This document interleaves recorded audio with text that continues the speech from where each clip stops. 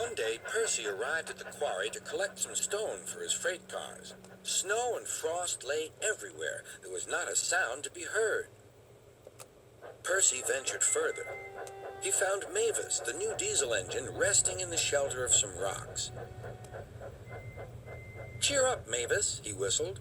Mavis was still remembering the trouble she'd had with cars. "Manager says I don't listen to advice. He says I've no business jauntering down Toby's line. Toby's a fusspot." "Toby has forgotten more about freight cars than you will ever know," replied Percy. "You must put the cars where he wants them. Then you'll be a really useful engine. Now, if you'll excuse me, I have to take these stones to the harbor." Mavis liked Percy, but she still wouldn't listen to his advice.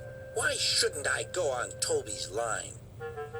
The siding arrangements were awkward. To put the cars where Toby wanted them, Mavis had to make several journeys.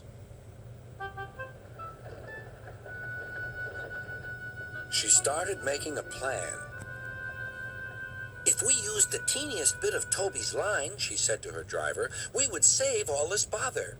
Her driver, suspecting nothing, allowed them to go as far as the first level crossing.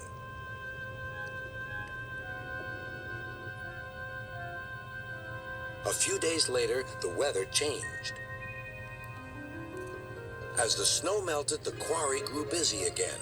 Some trains were so long that before leaving the cars for Toby, Mavis had to go beyond the level crossing with them. Now for her plan. She would go further down the line without it seeming her fault.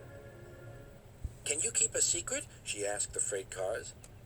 Yes, they chattered. "Will you bump me at the level crossing and tell no one I asked you?" The cars promised. But while Mavis was away, Toby arrived. He decided to shunt the cars himself. The cars decided to bump him anyway. They reached the level crossing and Toby's brakes came on. This was the signal for the freight cars. On, they yelled.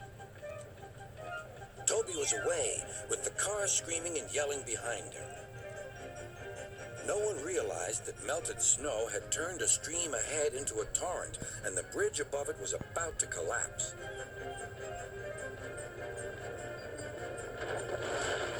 The rails were now like a tightrope across the thundering water.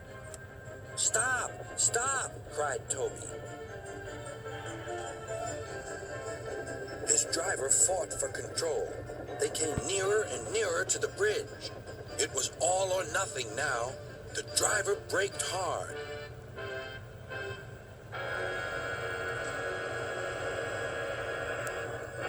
Toby stopped, still on the rails, but with his wheels treading the tightrope over the abyss.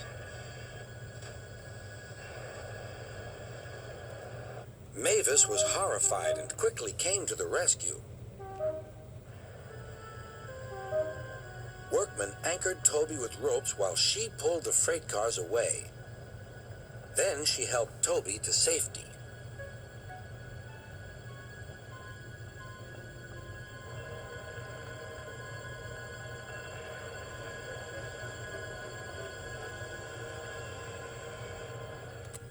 "I'm sorry about the cars," said Mavis. "I can't think how you managed to stop them in time."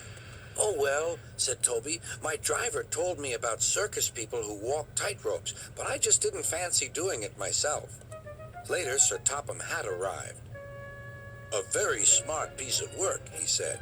"Mavis, you did well too, I hear." "It was my fault about those cars, sir," she faltered. "But if I could..." "Could what?" "Come down the line sometimes, sir. Toby says he'll show me what to do."